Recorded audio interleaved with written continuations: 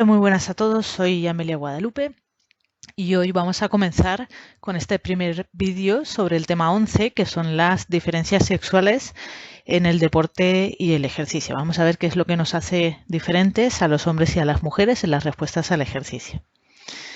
En este tema vamos a indagar un poco, como os digo, sobre similitudes y diferencias entre mujeres y hombres, tanto en la condición física como en la composición corporal. Ya hemos hablado en los temas anteriores de que la mujer tiene un mayor porcentaje de grasa. Vamos a ver dónde se acumula esa grasa y qué es lo que causa ese aumento de la grasa.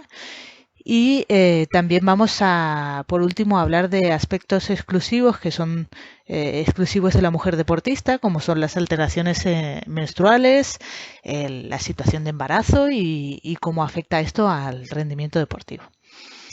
Ok, vamos a comenzar entonces con el primer punto, las diferencias en la composición corporal entre sexos y más concretamente en la localización de la grasa de reserva.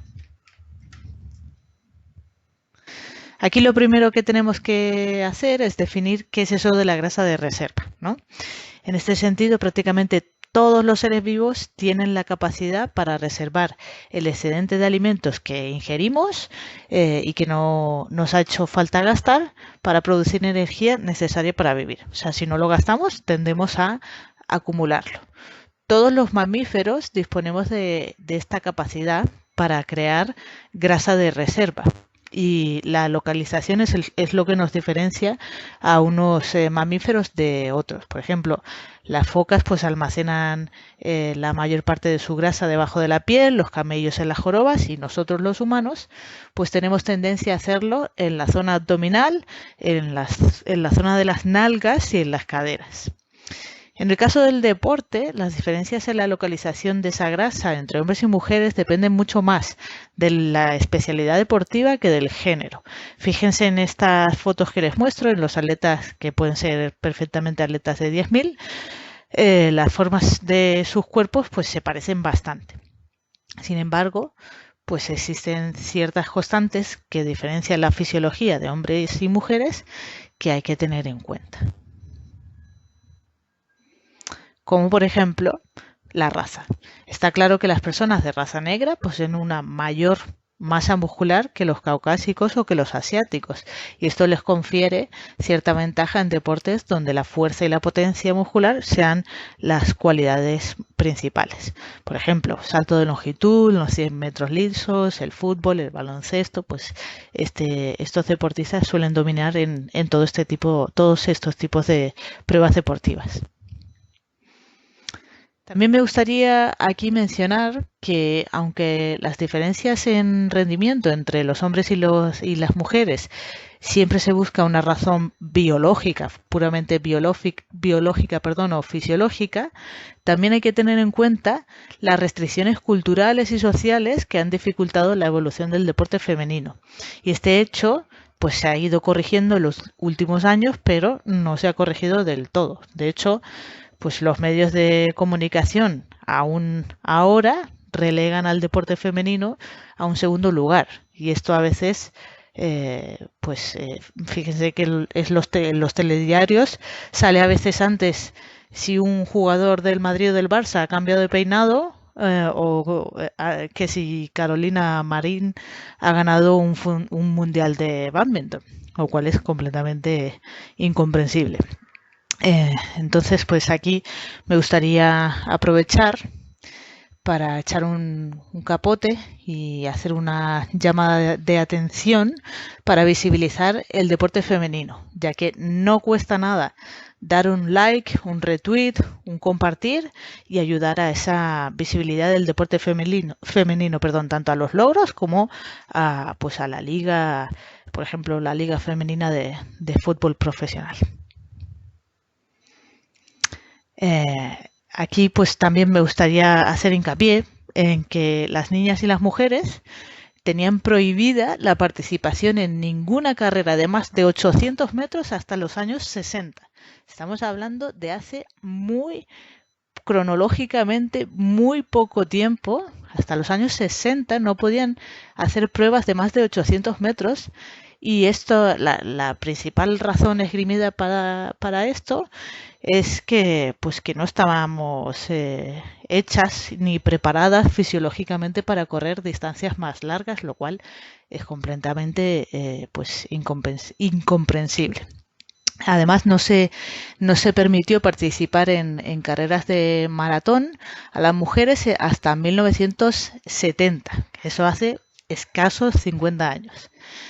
Y pues parte del logro de comenzar a participar en maratones se lo debemos a esta señora, que es Katrin Switzer, que se coló literalmente en la maratón de Boston de 1967. Ella se apuntó con su apellido y claro, no le pudieron decir que no, pero cuando empezó a correr y se dieron cuenta de que había una mujer corriendo, pues este señor, que no voy a mencionar su nombre, era el director de la carrera, trató de impedirlo, pero este otro señor, que era la pareja en aquel entonces de Katrin, además de otros corredores, pues le echaron una mano y finalmente pues fue capaz de completar la maratón de Boston de 1967 y además demostrar que las mujeres pues podían perfectamente terminar una maratón.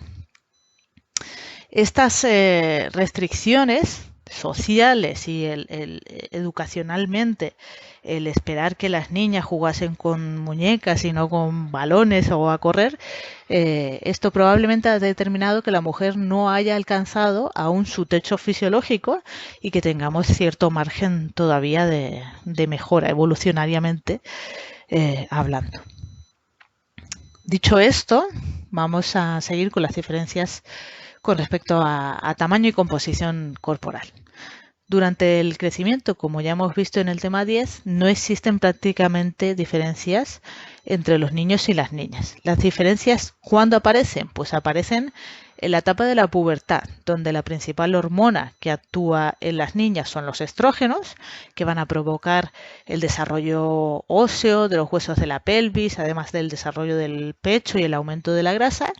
Y en el caso de los chicos, la principal hormona va a ser la testosterona, que va a provocar la formación de huesos, un aumento muy acentuado de la masa muscular y se va a estimular también la liberación de la hormona eritropoyetina, que aquí la tenéis, la abreviatura es EPO, y en consecuencia pues esto también hace que aumente la concentración de hemoglobina en la sangre y la capacidad de distribuir y de transportar oxígeno por la sangre.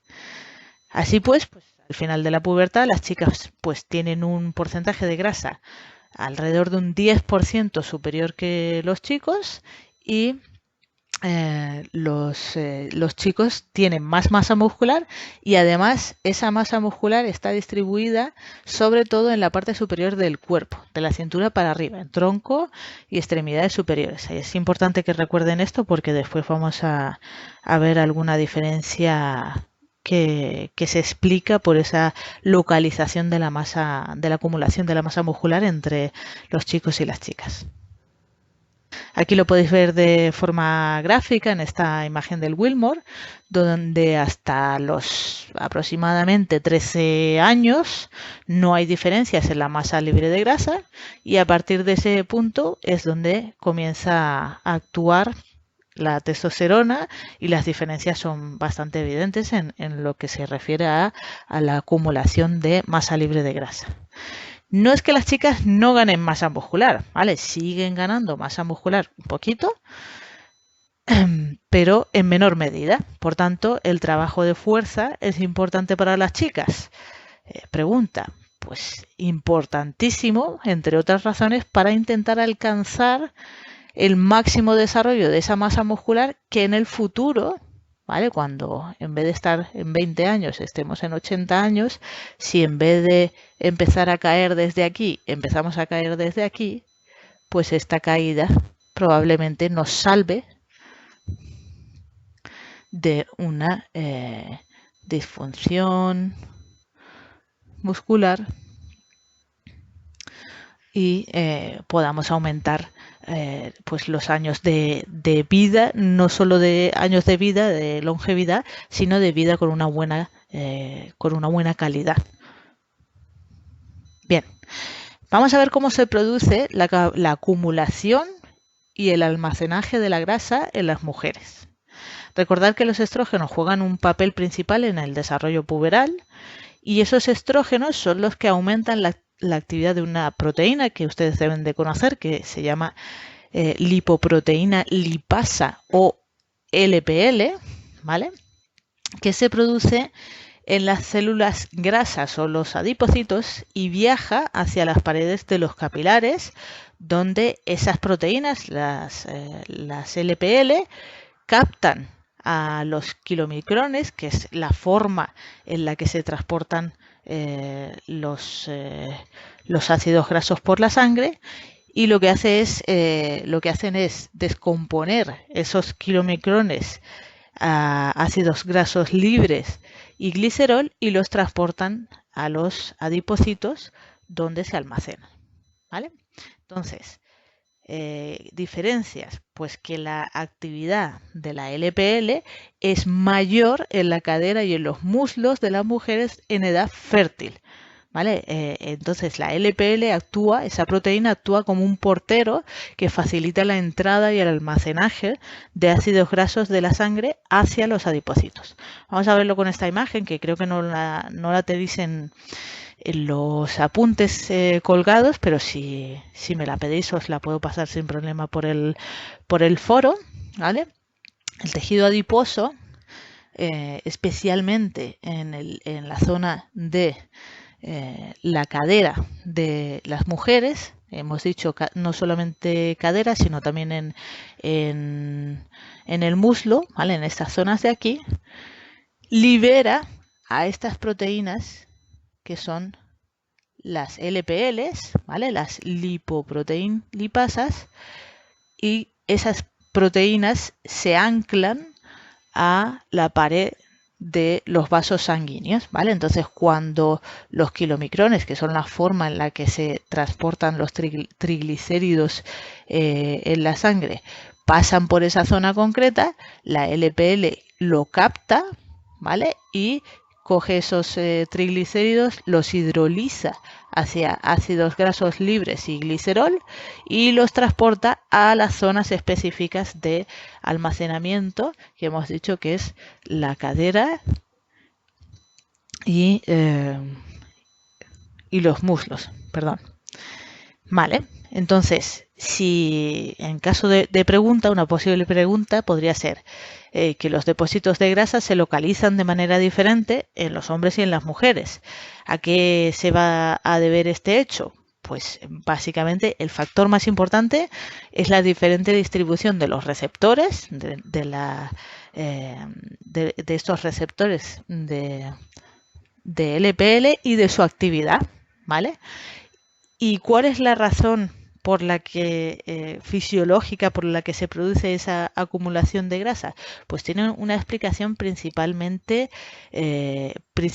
genética, ¿vale? La mujer en edad fértil acumula esa grasa en esas zonas porque el embarazo es una situación fisiológica que requiere de muchísima energía, ¿vale? Y también el proceso de la lactancia también gasta mucha energía, entonces el cuerpo pues tiende a acumular grasa cuando la mujer está en un periodo fértil, pues de cara a esa posible situación de embarazo donde se va a utilizar mucha energía.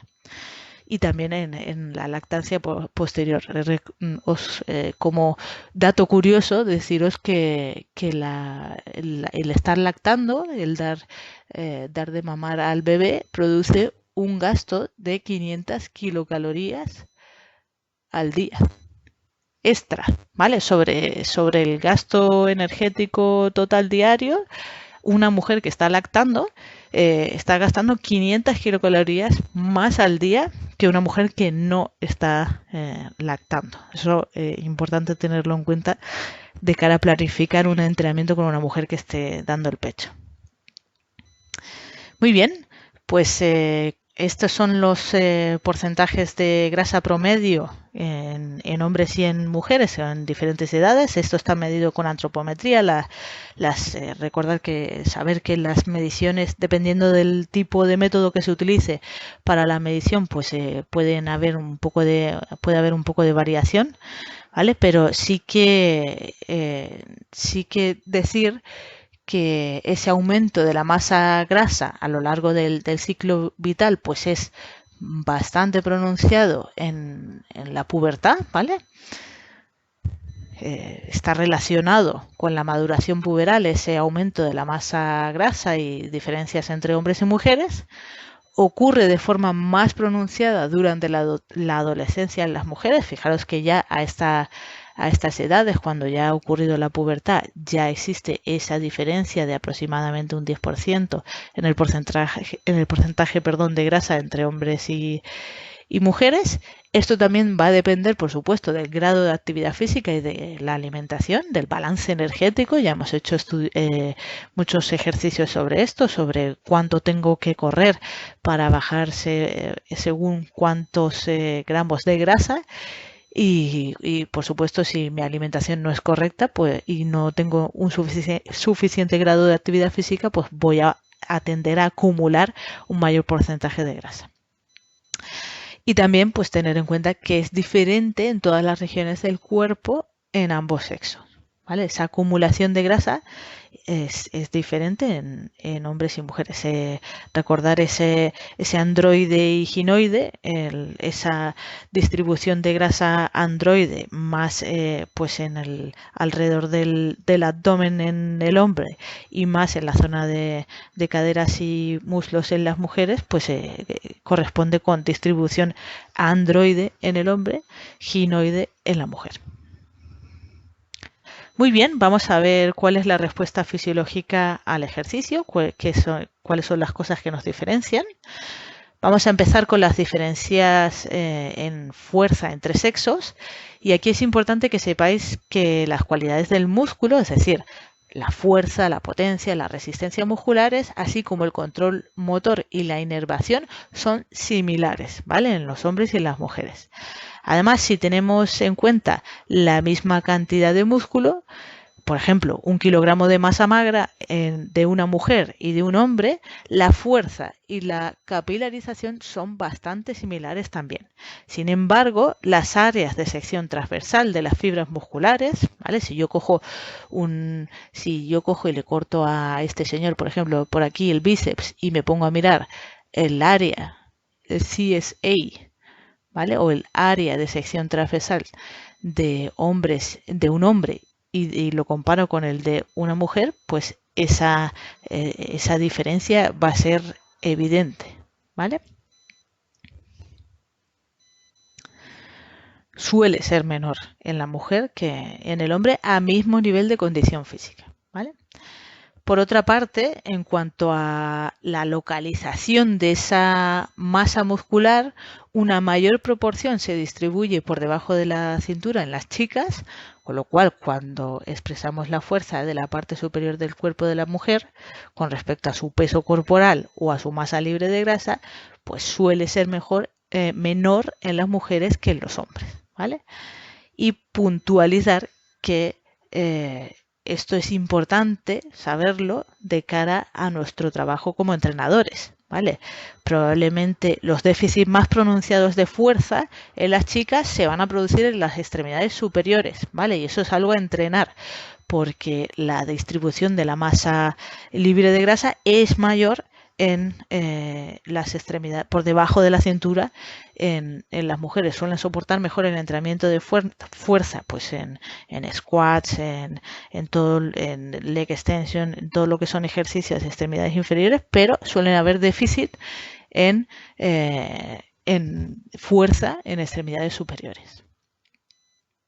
Aquí podemos ver los conceptos anteriores de una forma gráfica cuando comparamos la fuerza, ¿vale? Medida como torque o como momento de fuerza con respecto al área de sección transversal, pues las diferencias entre hombres, que son los puntos, los cuadrados rojos, y las mujeres, que son los puntos verdes, pues no son tan elevadas, se reducen bastante. Aquí tenéis otro ejemplo, quizás un poco más claro. Creo que esta diapositiva tampoco la tenéis, pero de nuevo, si me la pedís por el foro, la comparto sin problema. En este estudio comparamos las características del músculo y el rendimiento en el test de Wingate, ¿vale? Que entre otras cosas, como lo vais a ver en la última práctica que vamos a hacer, nos aporta el test de Wingate, nos aporta información sobre la potencia que se puede desarrollar en un ciclo ergómetro, tanto la potencia pico como la potencia media, ¿vale? Y aquí lo que hicimos pues, fue comparar 10 mujeres y 25 hombres, estudiantes de educación física, sanos, y fíjense en lo primero que llama mucho la atención es el área de sección transversal, ¿vale? Que es significativamente superior, sobre todo en las fibras tipo 2A, que les recuerdo que son las fibras que más fuerza son capaces de generar. Ese área de sección transversal es bastante superior en los hombres con respecto a las mujeres.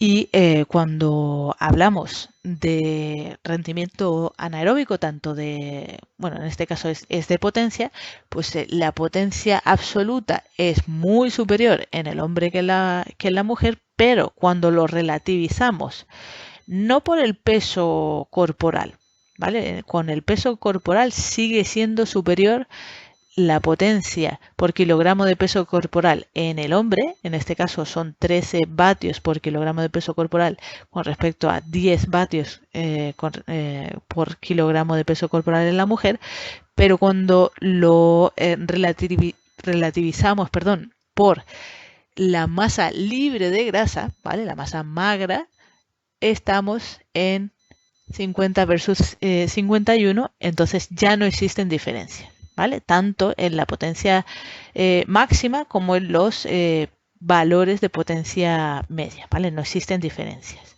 Fíjense las diferencias también tan grandes que hay en la testosterona total, ¿vale? Que en los chicos es de 4,6 nanogramos mililitro y en las chicas es 0,4 nanogramos mililitro. Es muy, muy poquita esa concentración de testosterona en la mujer.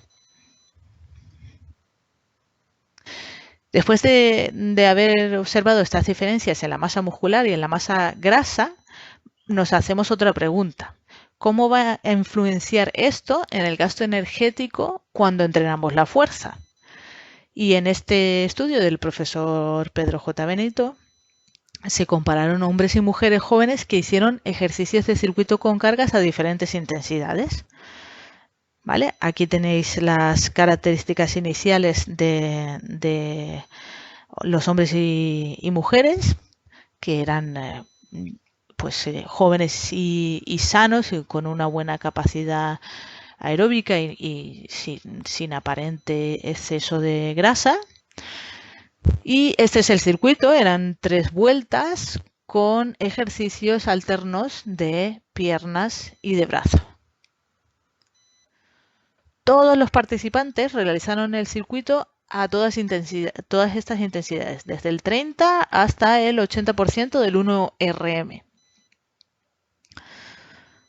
Y como se puede ver, el volumen de carga total, ¿vale? Este dato de aquí, con respecto a este dato de aquí, en cada circuito a todas las intensidades, el volumen de carga total, o sea, los kilos totales que se movían en cada circuito eran mucho mayores que los kilos que movían las chicas, ¿vale? Y esto ya sabemos que es porque los chicos tienen más fuerza y por tanto más fuerza absoluta y por tanto levantan más kilos a todas esas intensidades relativas, ¿vale? Es interesante también ver que aunque se relativizase ese volumen por el peso del individuo, las diferencias se mantuvieron, ¿vale? Seguían teniendo un volumen de carga relativo al peso corporal superior los chicos que las chicas, ¿vale? Ese mayor volumen de ejercicio también se tradujo en un mayor gasto energético en los chicos que en las chicas a todas las intensidades relativas, ¿vale? El gasto energético era mayor. Se les puso un analizador de gases portátil durante el circuito de ejercicios y se midió el gasto energético según el consumo de oxígeno, ¿vale? También se tuvo en cuenta la masa muscular. Aún así, el gasto energético fue mayor en los hombres. Y esto ya es una opinión mía, pero quizás nos esté indicando que los circuitos de pesas puede que no sean la mejor de las alternativas para optimizar al máximo posible la pérdida de peso en las mujeres, porque el gasto energético es inferior al de los hombres. Vamos a continuar con la respuesta cardiorrespiratoria al ejercicio en hombres y en mujeres. Y en este punto, pues tenemos que tener en cuenta que aunque la potencialidad de mejora es similar en ambos sexos, en general los hombres tienden a poseer una capacidad cardiorrespiratoria superior a la de las mujeres. Suelen tener un consumo máximo de oxígeno más elevado, ¿vale? La principal razón de estas diferencias es por el tamaño, ¿vale? Las mujeres tienen corazón y pulmones normalmente más pequeños, ¿vale? Además de una menor cantidad de sangre total o de volemia y también una menor cantidad de hemoglobina circulante. Y todos estos factores juntos hacen que sean capaces de insertar en el organismo un poco menos de aire desde la atmósfera, así como un poco menos de sangre en el corazón, por lo que el volumen sistólico, es decir, la cantidad de sangre que sale del corazón por cada latido, también es menor. Que es una cuestión de tamaño. Muchas veces es una cuestión de tamaño y de una menor cantidad de hemoglobina circulante, ¿vale? ¿Cómo afecta esto a la respuesta cardiovascular entre hombres y mujeres al ejercicio agudo? ¿Vale? Pues aquí se puede ver en estas gráficas que teniendo en cuenta dos variables diferentes hay que tener también muy en cuenta de cara al examen que la pregunta puede ir por un lado o por el otro, ¿vale? ¿Cuáles son estas variables muy importantes a tener en cuenta en las preguntas? La tasa absoluta y la tasa relativa de trabajo. O sea que tengo que mirar lo primero si me está preguntando sobre la tasa absoluta o sobre la tasa relativa de trabajo, ¿vale? La gráfica de la izquierda, ¿vale? En esta de aquí, puesto que la potencia absoluta es la misma para ambos, ¿vale? En esta gráfica de la izquierda estamos hablando de la tasa absoluta de trabajo, ¿vale? Tienen que realizar ejercicio para producir 50 vatios, ¿vale? Esto también podríamos traducirlo a correr a un ritmo de 3, ¿vale? O lo que queráis, pero con un valor absoluto X, ¿vale? En este caso 50 vatios de trabajo. El gasto cardíaco, fíjense que para hacer estos 50 vatios es similar, ¿vale? Y si recordamos que la fórmula del gasto cardíaco es el volumen sistólico por la frecuencia cardíaca y sabemos que el corazón es más pequeño en la mujer, vemos que la manera de conseguir este gasto cardíaco que es similar, pues es diferente, ¿vale? En la mujer, como el volumen sistólico es un poquito más bajo, ¿vale? Si yo disminuyo este factor, para que el gasto cardíaco se mantenga igual, lo que tengo que hacer es aumentar la frecuencia cardíaca. Ok. O sea que al fin y al cabo lo que compensa a la mujer para producir una misma tasa absoluta de trabajo y un mismo gasto cardíaco es aumentando la frecuencia cardíaca. Vámonos entonces, por si nos preguntan, sobre una tasa relativa de trabajo. Es decir, Vamos a correr al 60% de nuestro consumo máximo de oxígeno, el consumo máximo de oxígeno relativo de un hombre y de una mujer, ¿vale? Entonces, la forma en la que se consigue ese 60% del consumo máximo de oxígeno individual en un hombre y una mujer es diferente, ¿vale? En este caso, como yo estoy igualando la tasa relativa de trabajo, estoy igualando los latidos por minuto, ¿vale? Es decir, pues, en este caso pues son 140 pulsaciones por minuto. Si yo digo, vamos a correr un hombre y una mujer a 140 pulsaciones por minuto, el volumen sistólico a esas 140 pulsaciones por minuto va a ser menor en la mujer y el gasto cardíaco también va a ser menor, ¿vale? Porque si recordamos que la fórmula era que el gasto cardíaco es el volumen sistólico por la frecuencia cardíaca, ¿vale? Si yo esta frecuencia cardíaca la igualo en un hombre y una mujer y sé que el volumen sistólico es menor generalmente en la mujer, pues si disminuyo el volumen sistólico también va a disminuir el gasto cardíaco.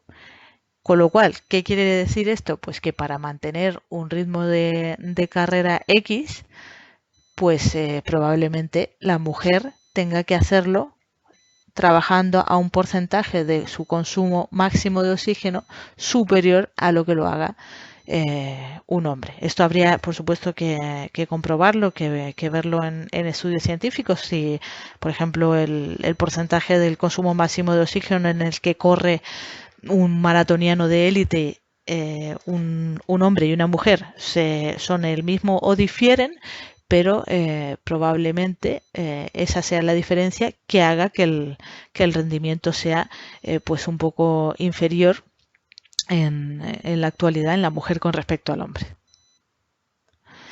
Bien, vamos ahora a la respuesta respiratoria en mujeres y diferencias entre mujeres y hombres.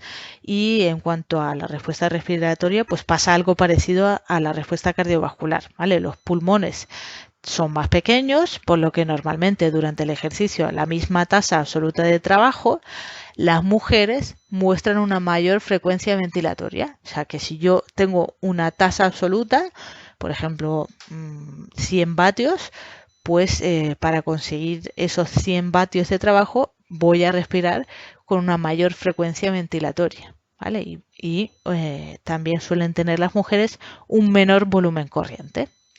O sea que la ventilación total por minuto también suele ser menor en las mujeres que en los hombres. Vamos a terminar con la respuesta metabólica. Y aquí decir pues que, como les adelantaba antes, el promedio del consumo máximo de oxígeno después de la pubertad, antes de la pubertad no existen diferencias significativas, pero después de la pubertad las mujeres alcanzan valores de alrededor del 70-75% del consumo de oxígeno del hombre, ¿vale? Estamos hablando en términos de personas no entrenadas, sanas pero no entrenadas, ¿vale? ¿Por qué son estas diferencias principalmente? Pues, por un lado, un factor muy importante es ese aumento de la proporción de grasa, porque hemos visto que la mujer acumula y muestra una mayor proporción de grasa en el total de su cuerpo. O sea que si esto es el cuerpo de una mujer, ese porcentaje de grasa que suele ser mayor que en el hombre, imaginemos que en este caso es un 20%, esto también pesa, ¿vale? Y la grasa no es contráctil y no contribuye al trabajo de contracción muscular y al movimiento. O sea que tenemos una mayor proporción de grasa y además esa grasa no nos ayuda a movernos más rápido, ¿vale? Esa es una de las principales diferencias. La otra son los menores niveles de hemoglobina con respecto a la sangre total. Antes hemos dicho que la testosterona estimula a la eritropoyetina y la eritropoyetina a su vez estimula al hueso a para que libere hemoglobina a la sangre, y esa menor concentración de testosterona en la mujer pues hace que al final pues tenga unos menores niveles de hemoglobina. Además, pues pérdidas por sangre menstrual y demás pues también suelen hacer que la hemoglobina sea la concentración de hemoglobina sea menor en la mujer. Y a esto le añadimos el menor tamaño del corazón y el menor flujo de salida. Aquí estamos hablando de volumen sistólico menor.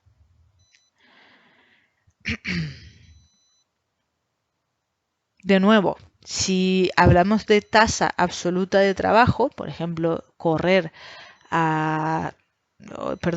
pedalear a 100 vatios, los valores de consumo de oxígeno son similares, y también hay que tener en cuenta que los valores de la posición de los umbrales también suelen estar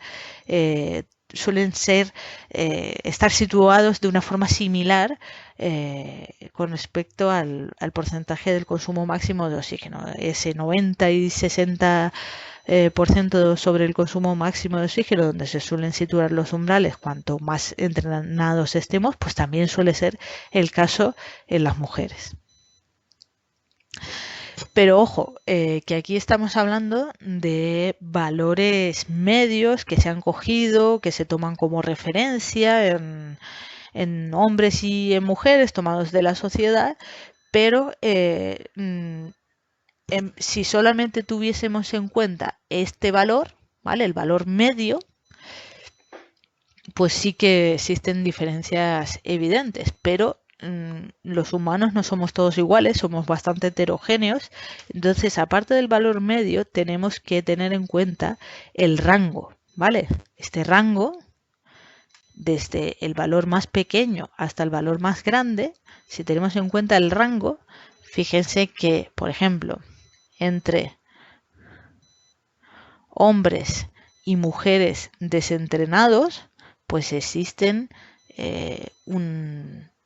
un rango que coincide bastante entre hombres y mujeres en valores de consumo de oxígeno máximo, y también en personas entrenadas, en atletas de élite o con cierto nivel de entrenamiento, pues también existe un rango, ¿vale? Como les estoy marcando aquí, que coincide en valores de consumo máximo de oxígeno entre hombres y mujeres, y esto probablemente puede ser debido por la distribución de los tipos de fibras.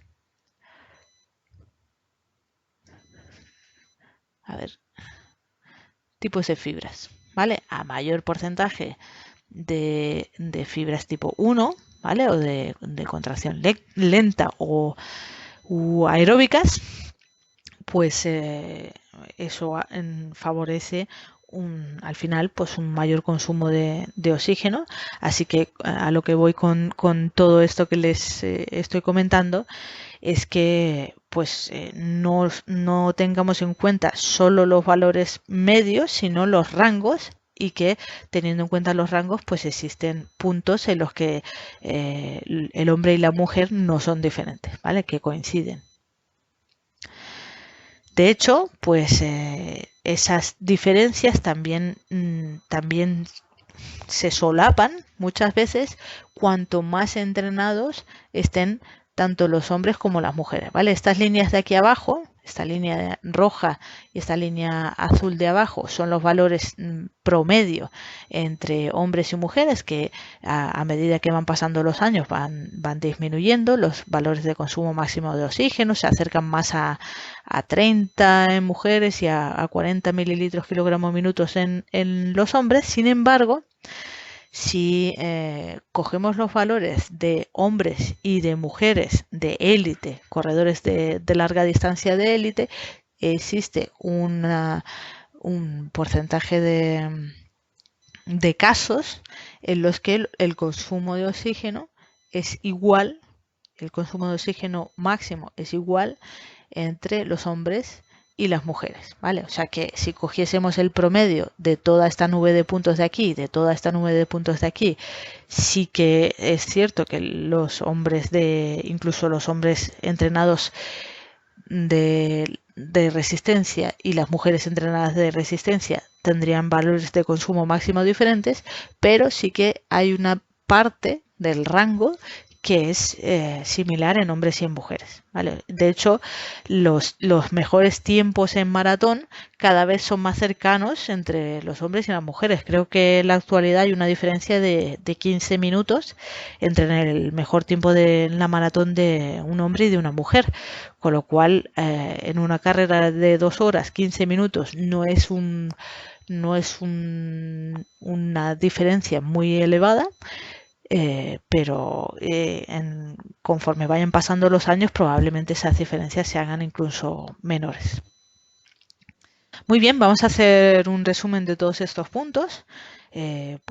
Recordar que la respuesta aguda al ejercicio, para la misma cantidad de músculo no hay diferencias en la fuerza entre sexos, misma cantidad de músculo, no de peso corporal, ¿vale? Cuando relativizamos, por músculo y no por peso corporal. Las mujeres poseen fibras musculares más pequeñas y menos masa muscular que los hombres. Los hombres tienen, las mujeres tienen es una cuestión de tamaño, ¿vale? Anatómica.